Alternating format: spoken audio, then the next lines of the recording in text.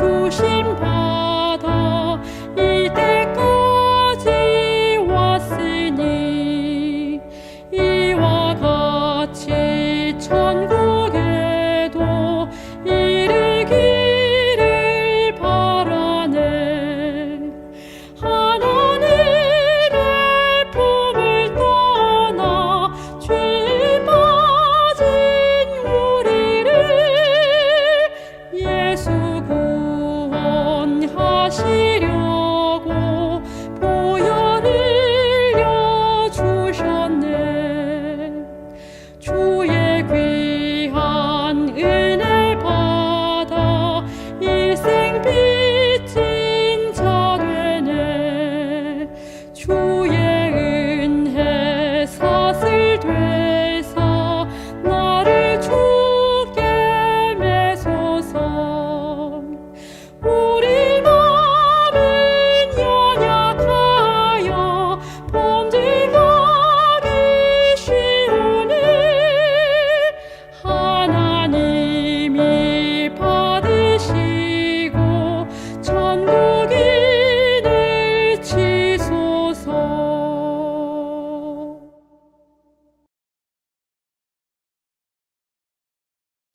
저희들을 창조하시고 은혜와 평강으로 인도하시는 사랑의 하나님 아버지, 이 시간 시작하는 복된 안식일, 이 예배를 흠양하시고 영광을 홀로 받으시옵소서. 오늘도 하나님의 크신 사랑, 그 너비와 길이와 높이와 깊이를 깨달아 그 충만하신 하나님의 은혜와 사랑을 아는 자녀이기를 고백합니다. 교회의 머리 되시는 예수 그리스도 안에서 각 지체들이 하나가 되어 사랑으로 연합하여 하나님의 은혜의 영광을 찬송하는 형제 자매 되는 포트리 교회 되게 하옵소서. 저희들 그리스도 예수 안에서 선한 일을 위하여 지으심을 받은 자들이오니 선한 일을 위해 사는 자녀 되게 하옵시며, 저희들의 모퉁이 돌 되시는 예수 그리스도 안에서 하늘의 비밀을 밝히 깨달아 교회의 몸된 성전 되시는 예수님의 말씀으로 승리하는 믿음의 가정 되게 하옵소서.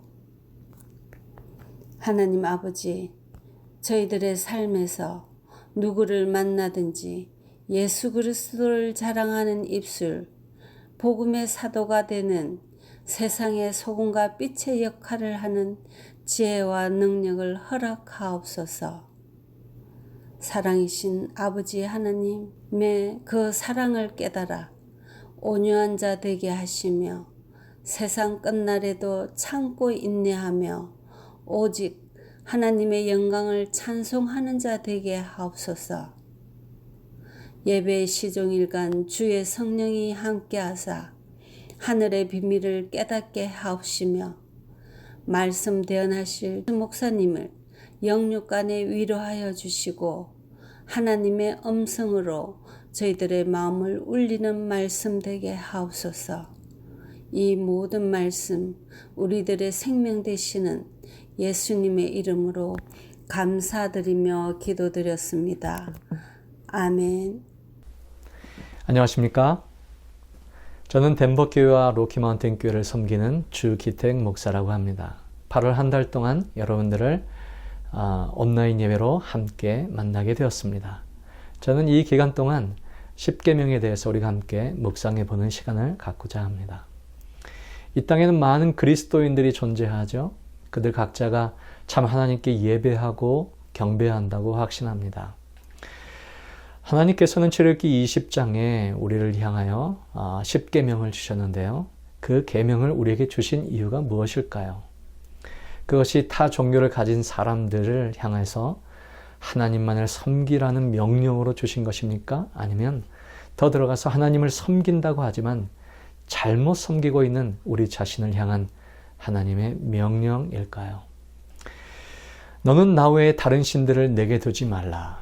우리가 하나님 외에 다른 신을 두는 이유가 바로 여기에 나와 있습니다. 그건 바로 내게라는 말이죠. 영어로는 for you, toward you라는 말이기도 하죠. 너를 위해서, 너를 향하여 두지 말라는 것입니다. 이 세상에 많은 신들이 만들어지는 것은 바로 나 자신을 위해서입니다. 신들이 만들어지는 것은 나의 욕망을 위해서, 나의 이기심을 위해서, 즉 나의 탐욕을 위해서 만들어진다는 것이죠. 우리는 하나님까지도 우리의 욕망을 채워주는 우상으로 전락시킬 수도 있다는 사실입니다. 우상을 만드는 것보다 어쩌면 더 큰 죄악은 하나님을 그런 편협한 우상으로 전락시키는 것입니다. 나의 목적을 이루기 위해서 존재하신 하나님으로, 나의 야망을 이루기 위해 존재하신 하나님으로 우리는 그분을 만들어버릴 수 있다는 것이죠.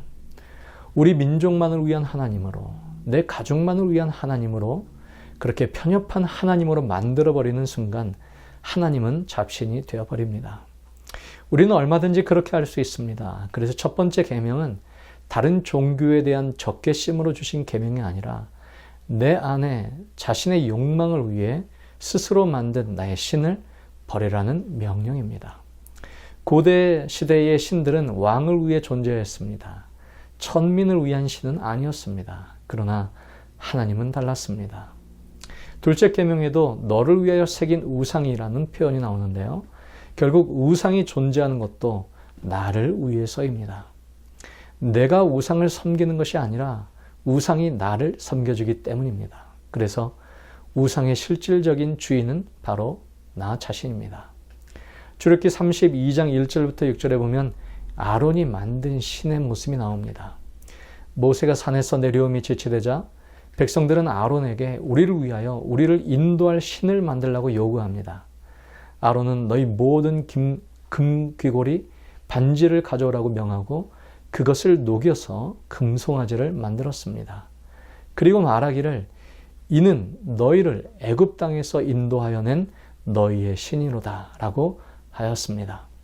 금송아지를 만들고 하나님이라고 말하고 있는 것이죠. 그리고 여호와의 절긴이 다 나와서 예배하라라고 말합니다. 우상을 하나님이라고 말합니다. 하나님을 우상으로 만들어버린 것이죠. 이것이 그들이 원하는 하나님이었습니다. 불안한 마음을 달래주고 평안을 주고 쉼을 주는 우상이었습니다. 우리가 기도하고 오랜 시간을 기다릴 필요도 없이 우리가 컨트롤할 수 있는 신을 갖게 된 것입니다.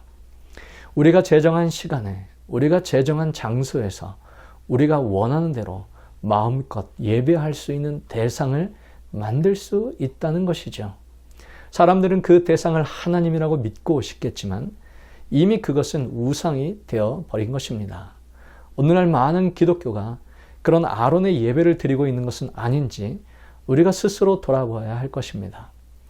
나는 그런 예배를 드리고 있는지, 그런 하나님을 섬기고 있는 것은 아닌지 우리 스스로를 돌아보아야 할 것입니다.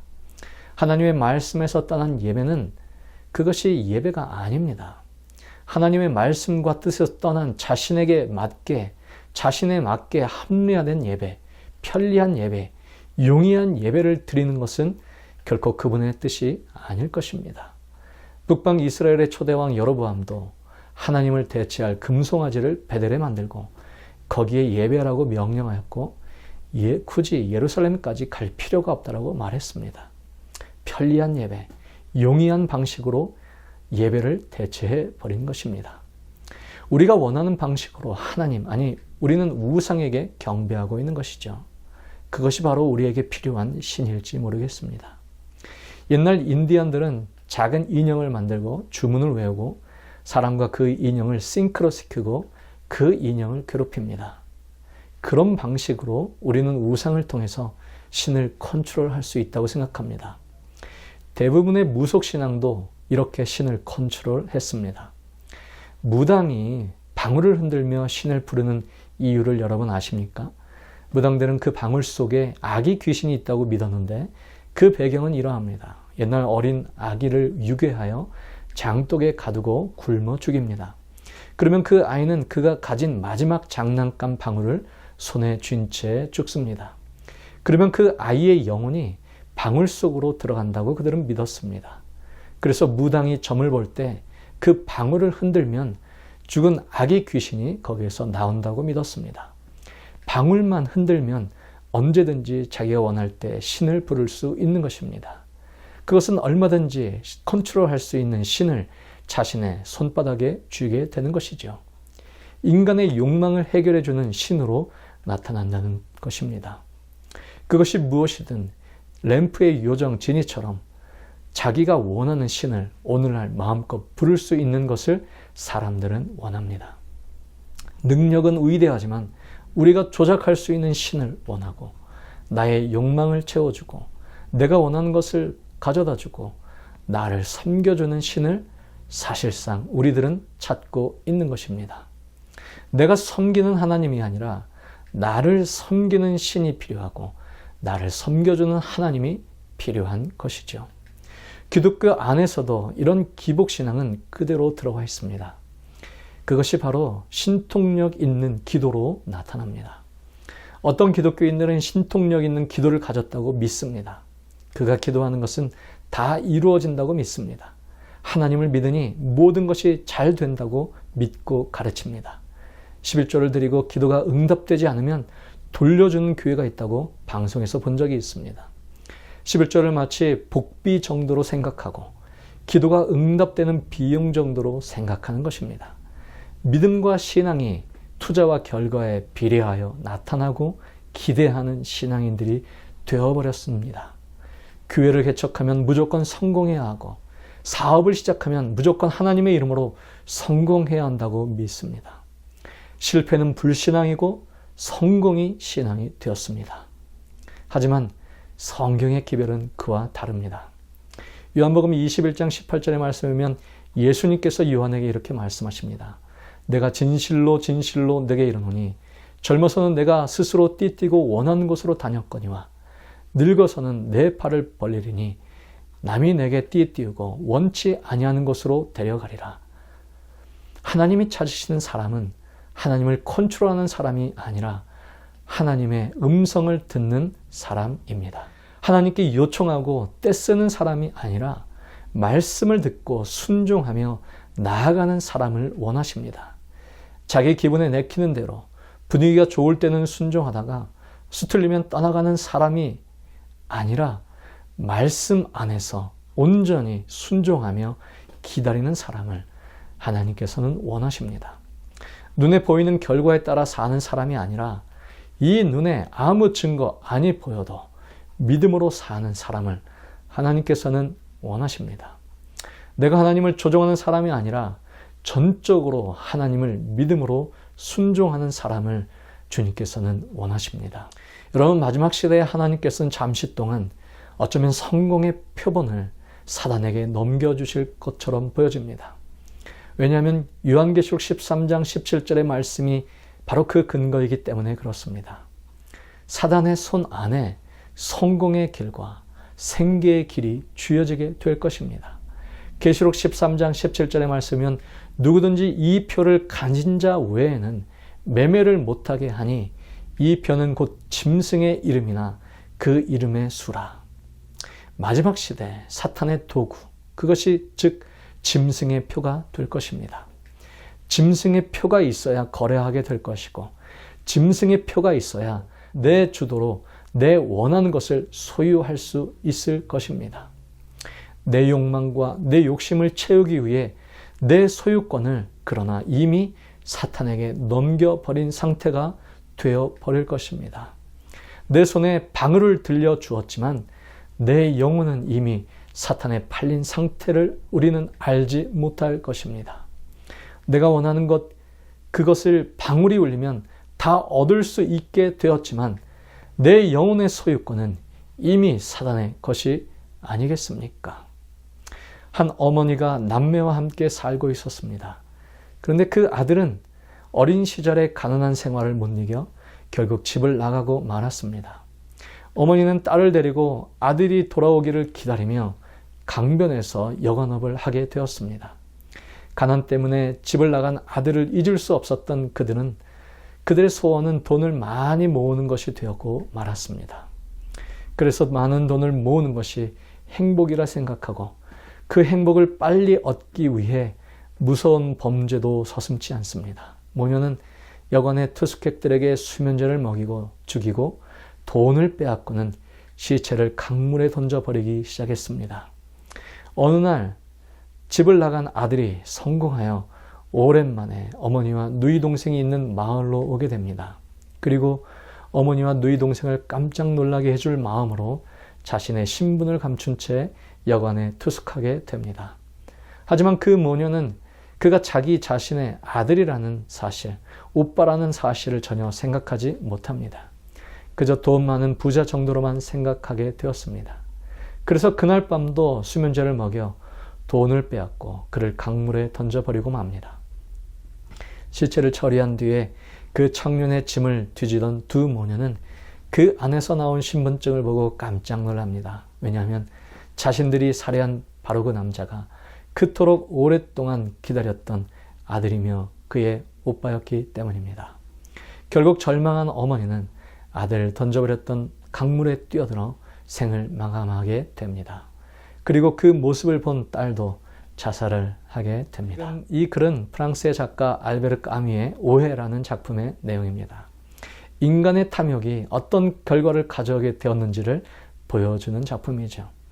물질이 행복을 가져다 줄 것으로 생각하지만 오히려 불행을 가져왔고 결국은 죽음을 몰고 왔다는 것을 우리에게 교훈해 줍니다. 우리는 그것을 알지만 사실 그것을 놓지 못하는 연약함이 있습니다.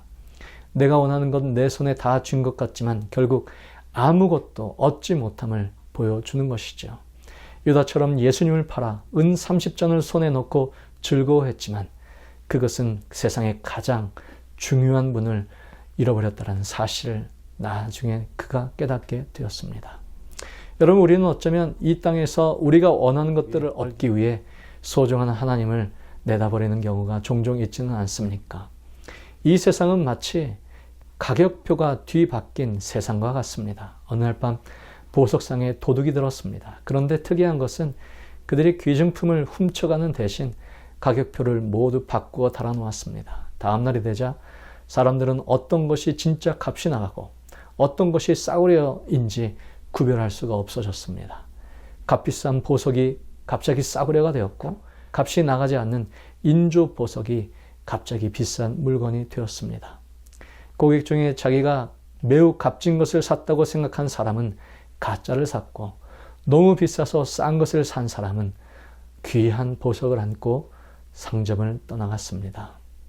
이 이야기는 철학자 키에로·케구르의 한 이야기입니다. 요즘 우리가 사는 세상은 사탄에 의하여 정가표가 뒤바뀌어 달아놓은 엉망으로 만들어 놓은 세상과 같습니다. 무엇이 정말 귀하고 무엇이 가치 있는지 알기 어려워진 세상이 되었습니다. 물질적인 부를 축적하고 권력을 잡는 것에 우리는 높은 가치를 둡니다. 세상의 인기와 특권과 미모와 명예에 높은 값을 매깁니다. 그러나 예수님은 그것과는 다른 것에 가치를 두십니다.